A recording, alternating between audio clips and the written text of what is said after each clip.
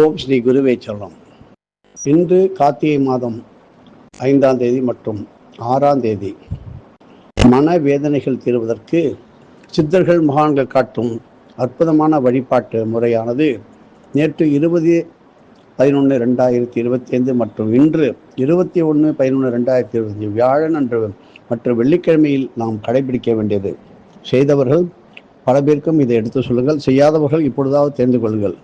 பொதுவாக ஒவ்வொரு மாதமும் அமாவாசைக்கு பிறகு அமையும் வளர்ப்பிறை பிரதம திதிக்கு கோடி கோடி பலன்கள் இருக்கு. பாட்டியம்மை அப்படின்னு சொல்லுகின்றீர்களே, உள்ளே பார்ப்போம்.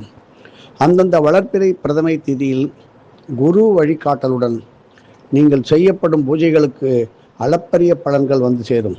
கார்த்திகை மாதம் அமாவாசைக்கு பிறகு வரும் வளர்ப்பிறை பிரதமை திதி இப்படி மார்கசிர சுத்த தினமாக இதை சொல்வார்கள் சித்தர்கள். சேவை மனப்பான்மை, தியாகம், கருணை, அன்பு போன்ற நல்ல பண்புகள் அதிகமாக உற்பத்தியாகி நல்ல குணங்கள் தோன்றும் நல்ல நாள். இப்படிப்பட்ட நாள் கிடைக்குமா என்றால் அது அவரவர்கள் மனசாட்சி தெரியும். இப்படிப்பட்ட மார்கசிர சுத்த நாளிலே வளர்ப்பிறை பிரதம திதிக்கு இப்படிப்பட்ட பெயர் உண்டு. வடை, அப்பளம், பாயசம் சேர்ந்த அன்னத்துடன் நல்ல வடைப்பாயசம் விருந்து என்று சொல்வீர்களே, அதை போல உணவை குறைந்தபட்சம் 3 ஏழைகளுக்காவது இன்று தலைவாடை இலையிலே முழுமையாக வயிறார மனமாற இட்டு மகிழ்கள். வீட்டிலே செல்வம், குபேர செல்வம், நிரந்தரமான சந்தோஷம்.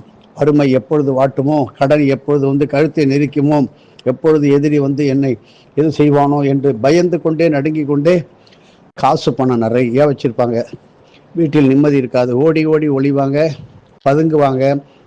பக்கத்தில் உள்ளவரை நமது வீட்டிலே உங்களது ரைட் ஹேண்டாக, உங்களது உதவியாளர்களாக யாரையாவது வைத்து கொண்டிருந்தால் உங்களது உண்மையான செய்திகள் வெளியில் பரவும் என்கின்ற ஒரு பயம். அந்த மாதிரி செய்கின்ற துரோகிகளும் உண்டு.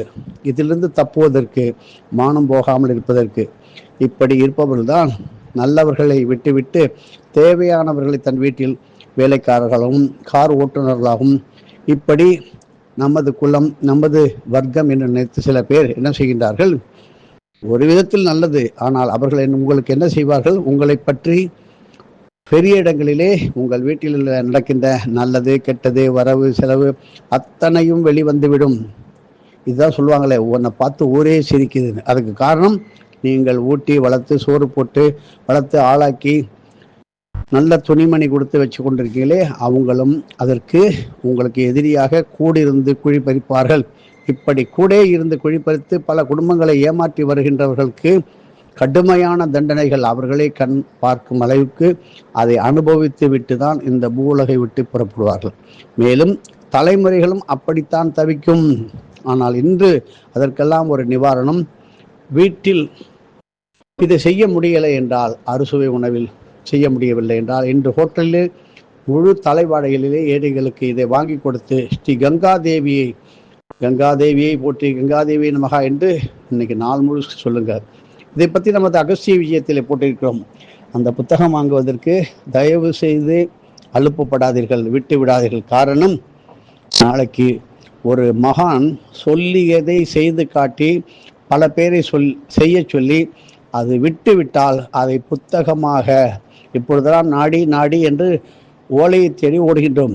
அந்த நாடி இல்லாமல் புத்தக வடிவிலே ஸ்ரீ அகஸ்திய விஜயம் என்கின்ற புனிதமான புத்தகம் வருவதற்கு காரணம், எதிர்காலத்திலே இது இப்பொழுதே வியாபாரமாகிவிட்டது.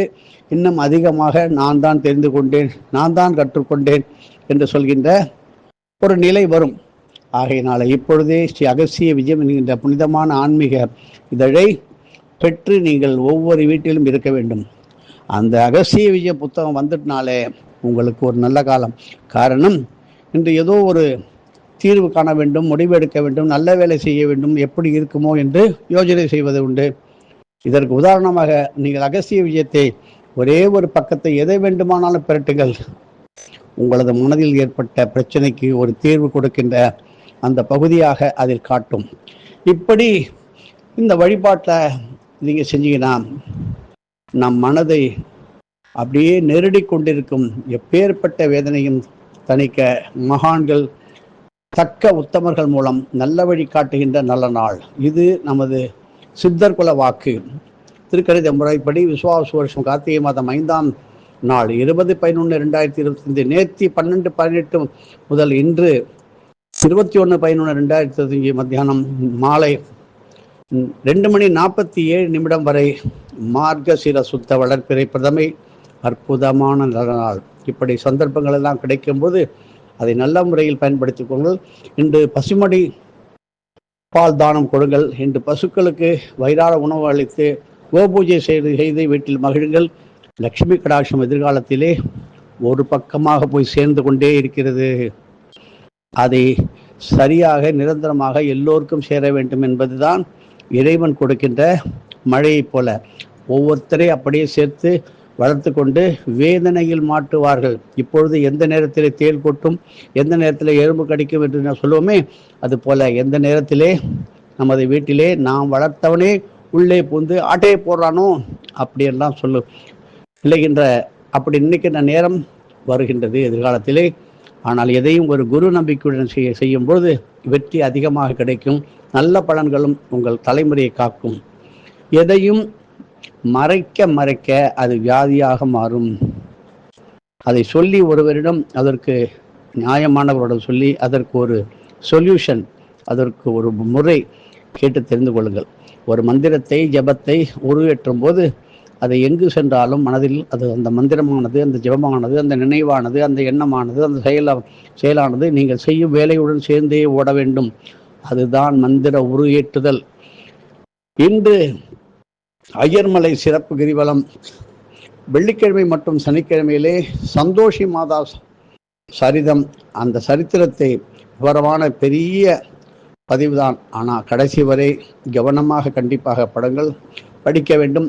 சந்தோஷம் வேண்டும். உலகத்திலே கணேச உலகத்திலே விநாயகர் உலகத்திலே ஸ்ரீ கணபதி சித்தி புத்தி சமேதராக காட்சியளிக்கிறார். யாருக்கு தெரியும்? நேரடியாக காட்டணும். அவரை சுற்றி கணபதி அருள் பெற்ற சித்தர்கள் அப்படியே கூடியிருக்கின்றார்கள். ஸ்ரீ தும்பிக்கை பெருமுனிவர், ஸ்ரீ தடி அலங்கார கணமுனிவர், ஸ்ரீ கஜரட்ச சித்தர் போன்ற பெரிய சித்தர்கள் எல்லாம் பெருமானாகிய ஸ்ரீ கணபதியை, இந்த பிள்ளையாரை துதித்து போற்றினார்கள். இப்பொழுதும் போற்றி கொண்டே இருக்கிறார்கள். இப்படிப்பட்ட மகிழ்ச்சியான நேரத்திலே ஸ்ரீ நாரத முனிவர் அந்த சபையில் புகுந்தார். அனைவரும் நாரதரை வணங்கி வரவேற்றார்கள். நாரதர் பலமுறை கணபதியை சாஷ்டாங்கமாக விழுந்து வணங்கி கொண்டே இருந்தார். கணபதியும் நாரதரே தங்கள் வரவு நல்வரவாகட்டும் அப்படி என்று சொன்னார். நாரதரும் பெருமானே தங்களுடைய குழந்தைகளை காணவில்லையே என்றார். இப்பொழுது தெரிந்து கொள்ளுங்கள், பிள்ளையாருக்கு திருமணம் ஆகிவிட்டதா இல்லையா என்று. தங்களுடைய பிள்ளைகளை காணவில்லையே அப்படின்னு கேட்கிறார். அவர்கள் இங்குதானே தங்கள் அருகில் விளையாடி கொண்டிருந்தார்கள் என்றார் கணபதி. நாரதர் ஆச்சரியம் அடைந்தவராக, அடியேன் அவர்களை பார்க்கவில்லையே, எங்கே இருக்கிறார்கள் என்று கேட்டு சுத்துமுற்றும் பார்த்தார். அக்கம் பக்கமெல்லாம் பார்த்தார். குறும்பு புன்னகையுடன் கணபதி தன்னுடைய குழந்தைகள் இருக்கும் இடத்தை காட்ட, அப்பொழுதுதான் நாரதர் கணபதியின் குழந்தைகளை தரிசனம் செய்தார். கணபதியின் குழந்தைகளை கூட தரிசனம் செய்வதற்கு அந்த அளவுக்கு தபோ வலிமை தேவை என்பதை இங்கே உணர்ந்து கொள்ள வேண்டும். நாரதருக்கு தெரியாத தபோ வலிமையா, நாராயண மகிமையா, சர்வலோகத்தையும் செல்கின்றவரா? அந்த அளவுக்கு கணபதியினுடைய குழந்தைகளை காணுவதற்கு ஒரு தபோ வலிமை கண்டிப்பாக வேண்டும். அதுபோல்தான் ஒருத்தரை பார்க்க வேண்டும் என்றால் அதற்கு தகுந்த வழிமுறைகள், ஜபங்கள், தானங்கள், தர்மங்கள், இறை சக்திகள், குரு நம்பிக்கை, குருனுடைய உதவி வேண்டும். இப்படி கணபதியின் குழந்தைகளை தேவரிஷி நாரதராலேயே பார்க்க முடியவில்லை என்றால் கணபதியின் குழந்தைகள் எவ்வளவு அற்புதமான சக்தி படைத்தவர்களாக என்று இருப்பார்கள் என்று நாம் நினைத்து பார்க்க வேண்டும். இதிலிருந்து என்ன தெரிகிறது? தெய்வ கடாட்சம் பெற்றிருந்தாலும் அதில் பல உயர்நிலைகள் உண்டு என்பதை நாம் தெரிந்து கொள்ள வேண்டும். அப்படித்தான் நாம் இருக்கிறோம். நான் ஒரு பிள்ளையாருக்கு போனேன், கோயிலுக்கு போனேன், சாமி கும்பிட்டேன், 2 விளக்கு ஏற்றினேன், வந்துட்டேன். இதெல்லாம் அதுக்கான பலன் தான் உண்டு. ஆசை பெரிய அளவுக்கு இருக்கு, கடல் போல இருக்கு. செய்கின்றது கடுகை விட மிக சிறிது. இப்படி கணபதியும் நாரதரை பார்த்து, நாரதரே என்ன இது உமது திருவிளையாடல் என்று குழந்தைகளிடம் ஆரம்பிக்கிறதா? அவனுடைய இது குழந்தைகிட்ட ஆரம்பிச்சாச்சா? ஒன்றும் தெரியாதவர் போல கணபதி கேட்டார். நாரதர் கணபதியை பலமுறை வணங்கி, பிரபு தாங்கள் அறியாதது ஒன்றும் கிடையாது. கணபதியும் சரி சரி வந்த வேலையை சிறப்புடன் நடத்து என்றார். கணபதியின் குழந்தைகள் நாரதரை பார்த்தவுடன், சுவாமி எங்களுக்கு நல்ல கதை ஒன்று சொல்லுங்கள் என்று கேட்டனர். அதற்கு ஒப்புக்கொண்டு குழந்தைகளை அடித்து சென்றார். இங்கே நன்றாக கவனிங்கள், எதிர்காலம் எப்படி இருக்கும் என்று. கணபதியின் குழந்தைகளின் பெயர் உலகுக்கு தெரிய வேண்டுமே. ஆகவே நாரதர் குழந்தைகளை பார்த்து, உங்களுடைய பெயர் என்ன என்று கேட்டார். அதற்கு குழந்தைகள் மூத்தவன் பெயர் லாபன், என்ன லாபன் என்றும் இளையவன் பெயர் லக்ஷன் என்றும் கூறினார்கள். இப்பொழுதுதான் நாரதர் தன் வேலையை ஆரம்பித்து விட்டார். ஆமாம், நீங்கள் ஒரு விஷயம் தெரிந்து கொள்ள வேண்டும். பூலோகத்தில் யமுனை என்ற நதி ஓடுகிறது. அந்த நதியாக ஓடுகின்றவள் யமுனை ஆவாள். அவள் தன்னுடைய அண்ணனாகிய ஸ்ரீ யம தர்ம ராஜாவை அழைத்து கார்த்திகை மாத வளர்ப்பிறை துதியை அன்று விருந்து அளித்து ரக்ஷாபந்தன நூலை கையில் கட்டி நமஸ்கரித்தாள். யமுனா தேவி தன்னுடைய சகோதரனான யமதர்மராஜனை அழைத்து இன்று அவருக்கு நல்ல விருந்து அளிக்கிற நாள். கையிலே ஒரு சரடு, நோம்பு சரடு போல, அதுக்கு ரக்ஷாபந்தன். ரக்ஷாபந்தன்னா ஒரு அன்பு, பரிமளிப்பு, பாசம், இவைகள் முதிர்ச்சியே ரக்ஷாபந்தனம். கையில் கட்டி வணங்கினாள். அதனால் அதிகமான மகிழ்ச்சி அடைந்த ஸ்ரீ தர்மராஜனான யமதர்மன் இந்த நாளில் யாராக இருந்தாலும் சகோதரிகள் தங்கள் அண்ணனையும் தம்பியை வீட்டுக்கு அழைத்து விருந்தளித்து அந்த காப்பு நூலை கையில் கட்டினால் அவர்களை யமனாகிய நான் அவசரப்பட்டு துன்புறுத்த மாட்டேன், யமன் போல வந்து நிற்கிறான்னு சொல்றீங்கல்ல, அந்த நிலைமை வராது என்று சத்தியம் செய்தார்.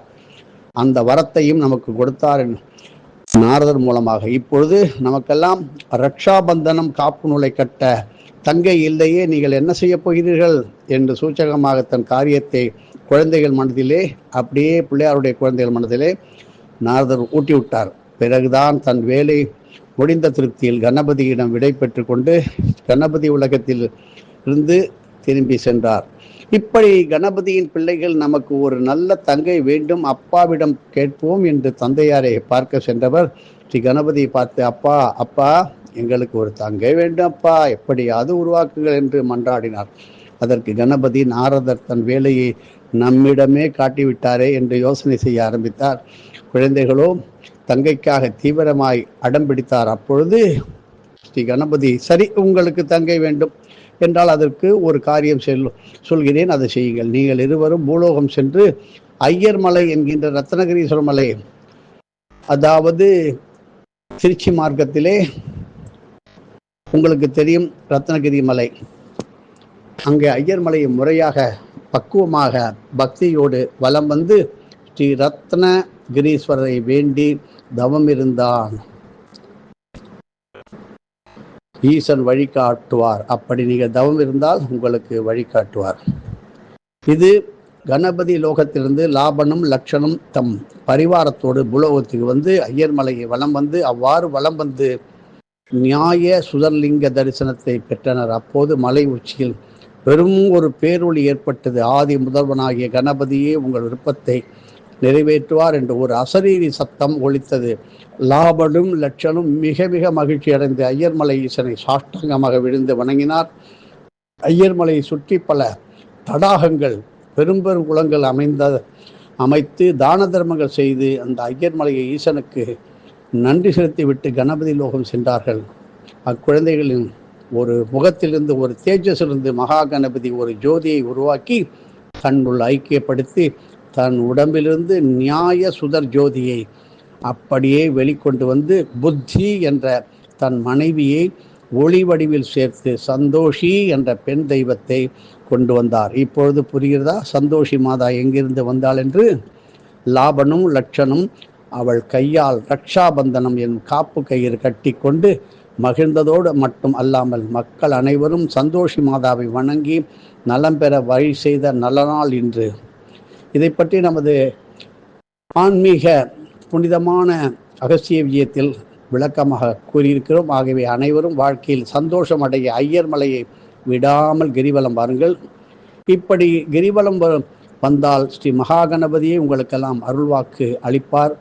அப்படி அந்த நானே செய்கிறேன் என்கின்ற வாக்கையும் கொடுத்திருக்கிறார். நியாய சுதர்லிங்க தரிசன பலன் என்ன? ஒவ்வொரு குடும்பத்திலும் ஆண் குழந்தைகளும் பெண் குழந்தைகளும் இருக்க வேண்டும் என்பது சித்தர்கள் வாக்கு, பெரியவர்கள் வாக்கு. பெண் குழந்தைகள் இன்றி வருத்தப்படும் பெற்றோர்களுக்கு ஐயர்மலை கிரிவலம் நியாய சுதர்லிங்க தரிசனம் செய்ய அவர்கள் குறை நீக்கும் நல்லபடி பிறக்கும். 2 சகோதர சகோதரிகளிடையே உள்ள மனக்கசப்புகள் வேறுபாடுகள் மறைந்து குடும்பத்தில் ஒற்றுமை நிலவும். 3 சந்தோஷி என்ற பெயர் உடையவர்கள் இந்த நாட்டிலே கிரிவலம் வந்து வணங்குதல் வேண்டும், அது சிறப்பு. மேலும் அந்த நாமம் உடையவர்களுக்கு அன்னதானமும் ஆடைதானமும் செய்வது மிக சிறப்பு, அற்புதமான பலன்களை பெற்றுத்தரும். இன்று 21/11/2025 வெள்ளிக்கிழமை பகல் 2:48 முன் இதை செய்வது மிக அற்புதமான நல்ல பலனை தரும். சனிக்கிழமை 22/11/2025 பகல் 5:12 வரை கார்த்திகை மாத சுக்லபட்ச துதியை திதி அமைகிறது. இந்த நாளிலே ஐயர்மலை முறையாக கிரிவலம் செய்து அற்புதமான பலன்களை எல்லோரும் பெற வேண்டும். அரிய சந்தர்ப்பங்கள் கிடைக்கும் போது நல்ல விதமாக பயன்படுத்திக் கொள்ளுங்கள். இதை பலருக்கும் எடுத்து சொல்லுங்கள், கேட்டு மகிழுங்கள். குடும்பத்திலே ஒரு ப்ளூடூத் ஸ்பீக்கர் வாங்கி வைத்துக் கொள்ளுங்கள். ஏனென்றால் இந்த ஆடியோ சரியாக வரல, உங்களுடைய பேச்சு நல்லா கேட்கல என்று சொல்கிறீர்கள். இப்படி விளக்கங்களை கொடுத்து கொண்டே இருக்கிறோம். இப்படி கார்த்திகை மாதம் 7ஆம் தேதி 8ஆம் தேதிக்குள்ள அற்புதமான பலன்கள்.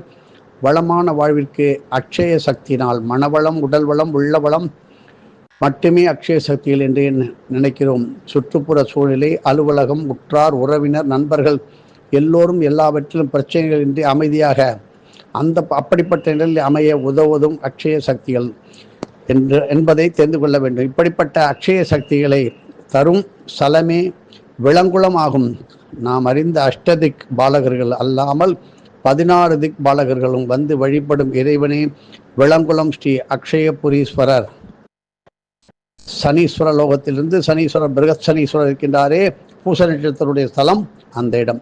இந்த இடத்திலே அமைந்த பூச தீர்த்தத்திலே வளர்பிறை திருதியை திதி மற்றும் சனிக்கிழமைகளில் நீங்கள் நீராடி ஈர உடைகளை அது காய்வதற்கு உலர்வதற்கு முன் தானம் செய்ய வேண்டும்.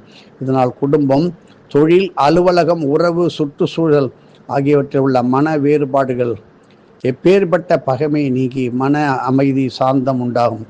அக்ஷய சக்தி நிறைந்த பூச தீர்த்தம் என்பதை நாம் அறிந்து கொள்ள வேண்டும். மேலே குறிப்பிடும் விளங்குளம் புதுக்கோட்டை பேராவூரணி அருகில் அமைந்துள்ளது. அதிராம்பட்டினத்திலிருந்தும் அதன் மார்க்கமாக ஈசிஆர் ரோட்டில் செல்லலாம். இப்படி விசுவாச வருஷம் கார்த்திகை மாதம் 7ஆம் தேதி 22/11/2025 சனிக்கிழமை நாளாகும். கார்த்திகை மாதம் 8ஆம் தேதி 23/11/2025 வளர்ப்பிறை திருதியை திதி நாளாக அமைவது. இப்படி போன்ற நல்ல அரிய நல்ல நாட்களை சந்தர்ப்பங்கள் கிடைக்கும் போது அதை உரிய முறையில் பயன்படுத்திக் கொள்ளுங்கள். எங்களுடைய வேலை ரொம்ப கடுமையாக இருக்குது சார், டைமே இல்லை என்று தன்னையே ஏமாற்றி கொள்கின்றார்கள். எதற்கோ லீவ் எடுத்துக்கொண்டு ஊரை சுற்றி கொண்டு வீண் பொழுது போக்கிக் கொண்டிருக்கின்றார்கள். ஆனால் எதிர்காலத்திலே இப்படிப்பட்ட கஷ்டங்கள் வரக்கூடும் என்பதற்காக தான் சித்தர்கள் இதை எல்லோருக்கும் கொடுக்கின்றார்கள். இப்படிப்பட்ட நல்ல நாளை நீங்கள் பயன்படுத்தி இதனுடைய இன்னும் விளக்கங்கள், சந்தேகங்களை 9488765604 என்ற எண்ணிற்கு தொடர்பு கொண்டு நீங்கள் சந்தோஷமடைய வேண்டும். லோகா சமஸ்தா சுகினோ பவந்து, சர்வே ஜனா சுகினோ பவந்து, சமஸ்த சன்மங்களானி மகிழ்ந்து, சந்தோஷி மாதாக்கி ஜெய் என்று சொல்லுங்கள். சந்தோஷமாக இருங்கள். இன்று ரட்சாபந்தனம் கட்டுங்கள். சகோதரி இல்லை என்றாலும் சகோதர சகோதரிகளாக பாவித்து செய்யுங்கள். தினமும் வாரத்தில் 2-3 முறை பிரண்டை தொகையில் பிரண்டை சட்னியை கண்டிப்பாக நமது பாரத தேசம் எங்கும் கண்டிப்பாக உணவில் சேர்த்துக்கொள்ள வேண்டும். ஒரு ஹோட்டலிலே நாங்கள் சென்று பார்த்தோம், பாண்டிச்சேரியிலே. கண்டிப்பாக அங்கே பிரண்டை தொகையில் இருக்கின்றது, பிரண்டை சட்னி இருக்கின்றது. அப்படி பல ஹோட்டல்களில் இப்போது ஆரம்பித்து விட்டார்கள். அப்படி செய்கின்ற ஹோட்டலிலே அவர்களுடைய வியாபாரமானது சிறந்து நல்ல பெயருடன் புகழுடன் ஒன்றுக்கு பல ஹோட்டல்களாக 7 ஸ்டார் ஹோட்டலாக கூட மாறலாம். அப்படிப்பட்ட உயர்ந்த நிலையில் இருக்கும். வருகின்றவர்களும் ஆரோக்கியத்துடன், சண்டை சச்சரவு ஒம்பு இல்லாமல், தரித்திரம் இல்லாமல் வந்தவர்களும் சென்றவர்களும் வரப்போகின்றவர்களும் இருப்பார்கள். ஆயினால் சமையல் வேலை செய்கின்றவர்கள், அதாவது சாப்பாடு கான்ட்ராக்ட் எடுக்கின்றவர்கள், இப்படி திருமணங்களுக்கு வருகின்றவர்களுக்கெல்லாம் நீங்கள் சில பேர் அதை ஒரு தப்பு என்று சொல்வார்கள். ஆனால் நீங்கள் செய்து பிரண்டை சாதம் அன்னதானம் செய்வதும், அதை எதுவும் சொல்ல வேண்டாம், கருவேப்பிலை பொடி சாதம் என்று சொல்லி தானம் பண்ணுங்கள். இதை பற்றி நீங்கள் செய்யும்போது உங்களுடைய தொழில் கைராசி என்ற பெயர் பெறுவீர்கள். இப்படி அன்னத்திலே பல விதமான கலப்படங்கள் நிறைந்திருக்கின்றது என்பது எல்லோருக்கும் தெரியும். இப்பொழுது உடம்பில் பல வியாதிகள் எல்லோருக்கும், சிறு குழந்தை முதல் வயிற்றில் உள்ள குழந்தைகள் வரை அப்படி இருக்கின்றது. இதற்கு ஒரே நிவாரணம், சாந்த சக்தி பொங்கும் பிரண்டை தொகையிலை விடாதீர்கள். அந்த கோபம் உக்கிரகம் என்கின்ற நிலை மாறி சாந்தத்தினால் எல்லாவற்றையும் சாதிக்கலாம். மிரட்டுவது உருட்டுவது பல பேர் சாபத்திற்கு ஆளாக நேரும். இப்படிப்பட்ட நல்ல நாளை நீங்கள் பயன்படுத்திக் கொள்ளுங்கள். யாரும் யாரையும் திட்டாதீர்கள், வையாதீர்கள், மனதிற்குள் பொழுகாதீர்கள். திரும்பி உங்களுடைய குழந்தைகளை தாக்கும். இப்படி நல்லது செய்யும் போது நல்லதே வரும். நல்லது செய்யவில்லை என்றால் நீங்கள் செய்ததற்கான பலன் ஒன்றுக்கு பல கோடி மடங்காக பெறுகின்ற திருதியை திதி நாள். இப்படி திதி சூன்யம் உள்ளவர்கள் அத்தனை பேரும் நாளைக்கு கும்பகோணம் பட்டீஸ்வரம் அருகே உள்ள முழையூர் பரசுராம ஆலயத்திலே வழிபட்டு 5 ஏழை குடும்பங்களுக்கு முழுமையான மளிகை கடை சாமான்களை தானம் கொடுப்பதும், சிவபெருமானுக்கு அம்பாளுக்கு அபிஷேகம் செய்து நல்ல புத்தாடைகளை சாத்தி வழிபட்டு உங்களுடைய திதி சூன்யத்தினுடைய ஒரு பரிகாரத்திற்கு நல்ல வழிகாட்டும் நல்ல நாள். எதுவும் என்னுடையதல்ல, அனைத்தும் உடைய அருளாலா அருணாச்சலா.